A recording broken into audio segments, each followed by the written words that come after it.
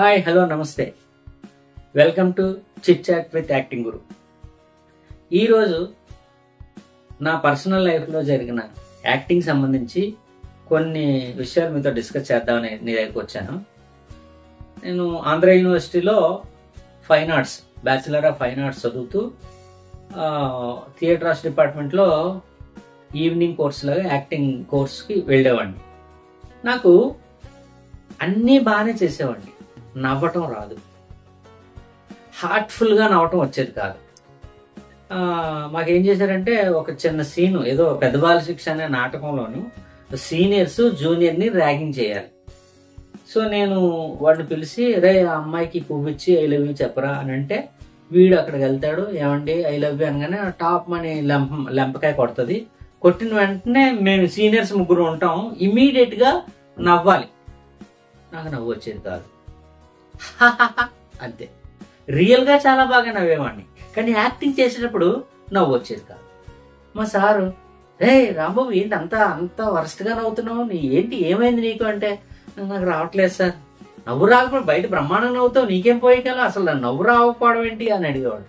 నాకు అర్థమయ్యేది కాదు, ఎంత ట్రై చేసినా గాలి వెళ్ళిపోయేది. లాభం లేదు, ఇంత నాకు కొద్ది గొప్ప మంచి పేరే ఉంది, నవ్వుడు రాకపోవడం వల్ల చివాట్లు తినాల్సి వస్తుంది, అసలు నవ్వు ఎలా నవ్వాలి అని ఆలోచించడం మొదలుపెట్టాను. అయితే ఏదన్నా థియేటర్లో ఏదైనా కామెడీ జోక్ ఏదైనా పడింది అనుకోండి, నేను నవ్వితే ముందు 3 రోజు వెనక 3 రోజు ఎవడరా ఈడని నా వైపు చూసేవారు. అంత ఘోరంగా నవ్వేవాడిని. ఎవడీడు అని కంపల్సరీగా చూసేవారు. మరి రియల్ లైఫ్ లో ఫ్రెండ్స్ ఎవరన్నా జోక్ చెప్తున్నప్పుడు అంత బాగా నవ్వినప్పుడు, అదే యాక్టింగ్ లోకి వచ్చేటప్పుడు నాకు ఎందుకు రావట్లేదు?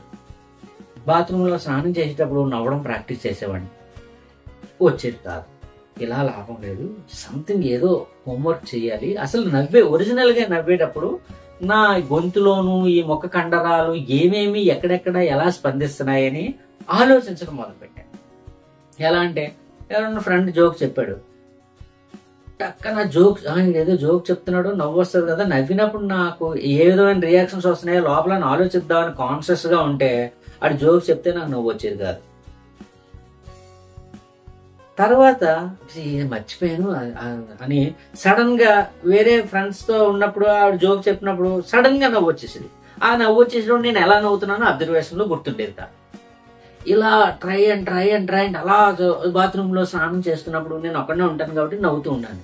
ఆ నవ్వుతున్నప్పుడు అలాగ అబ్జర్వ్ చేయగా నా కాన్షియస్ మైండ్ వర్క్ చేయడం మొదలు పెట్టింది.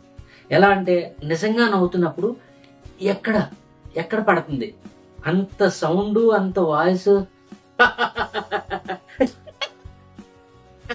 అంటే ఇప్పుడు నవ్వుతున్నాను, అప్పుడు అసలు నవ్వు వచ్చేది కాదు. ఇంత సౌండ్, ఇంత ఎగ్జాగరేట్ గా ఎలా వస్తుందో వచ్చేది కాదు. సో అబ్జర్వ్ చేయగా ఆ గొంతు దగ్గర ఆ వాయిస్, లంగ్స్ దగ్గర వాయిస్ లాక్ చేసి, ఆ లాక్ చేసిన దాన్ని యాక్టింగ్ పాయింట్ ఆఫ్ వ్యూలో రిలీజ్ చేసి న్యాచురల్ గా నవ్వేటట్టు ప్లాన్ చేయడానికి తల ప్రాణం తోకొచ్చింది. చాలా కష్టపడ్డాను. సుమారుగా ఒక 2-3 వారాలు రెగ్యులర్ గా అదే కాన్సెప్ట్ మీద ఆలోచిస్తూ ప్రాక్టీస్, నాకు నేనుగా, అంటే సెల్ఫ్ ప్రాక్టీస్ అంటారు కదా, ఇది ఎవరు చెప్తారు, ఇలా చేయాలి అలా చేయాలని ఎవరు చెప్పరు. నీ అంతటి నువ్వు పర్సీవ్ చేసుకుంటే ఇలాంటి విషయాలు తెలుస్తాయి. అందుకే క్లాస్లో ఏ క్లాస్ అయినా సరే మాస్టర్ ఒక విషయం చెప్పిన తర్వాత నువ్వు ఇంటికి వెళ్ళి నీ అంతటి నువ్వుగా దాని గురించి ఆలోచించినప్పుడే దానికి సంబంధించిన నాలెడ్జ్ నీ సబ్ కాన్షియస్ మైండ్ లో రిజిస్టర్ అవుతుంది. ఊరికే చెప్పినట్టుగా చేసేద్దామంటే, పర్సనల్ ఎక్స్పీరియన్స్ లేకపోతే మీరేం చెయ్యలేరు. కాబట్టి మీరు పర్సీవ్ చేయాలి. ఇప్పుడు నేను ఎంతసేపు నవ్వమన్నా నవ్వుతాను, న్యాచురల్ గా నవ్వుతాను. అసలు ఆర్టిఫిషియల్ గా నవ్వకుండా చాలా చక్కగా నవ్వగలిగేలాగా నవ్వడం అనేది వచ్చింది. ఇది కేవలం ప్రాక్టీస్ వల్లే వచ్చింది. అంత మైండ్ స్టార్మింగ్ ఉంటేనే మనం అనుకున్నది కరెక్ట్ గా చేయగలుగుతాం అన్నమాట. ఏది వడ్డించిన విస్తర కాదు. మనంతటి మనం ఎవరు పెద్ద పేరు ప్రఖ్యాతులు వచ్చిన ఫేమ్, ఎవరు సక్సెస్ అయినా ఆ సక్సెస్ అనేది ఎంతో స్ట్రగుల్ ఉంటుంది, ఎంతో అబ్జర్వేషన్ ఉంటుంది, ఎంతో ఫోకస్ ఉంటుంది. వాటన్నిటినీ మనం కన్సిడర్ చేసుకొని ప్రాక్టీస్ చేయగా ఈజీగా చేయగలుగుతారు. అబ్బా ఎంత ఈజీగా చేసేస్తున్నాడో ఇతను అనుకుంటారు. ఆ ఈజీ వెనక ఎంత ఇండస్ట్రీ ఉన్నదో అతనికే తెలుస్తుంది. మనకు ఎలా తెలుస్తుంది, ఆహా మనమే భలే చేశాడు రా, భలే చేశాడు అని మనం ఎంజాయ్ చేసేస్తాం. ఆ అంత ఎంజాయ్మెంట్ ఇవ్వడం కోసం ఆ ఆర్టిస్ట్ పర్సనల్ గా ఎంత స్ట్రగుల్ అయ్యాడో, ఎంత నేర్చుకున్నాడో, ఎంత ఎఫర్ట్ పెట్టాడు అన్నది మనకు అనవసరం. కాబట్టి ఒక స్టేజ్కి రావాలంటే ఆ మాత్రం కష్టపడాలి. Self learning is more important than anything else.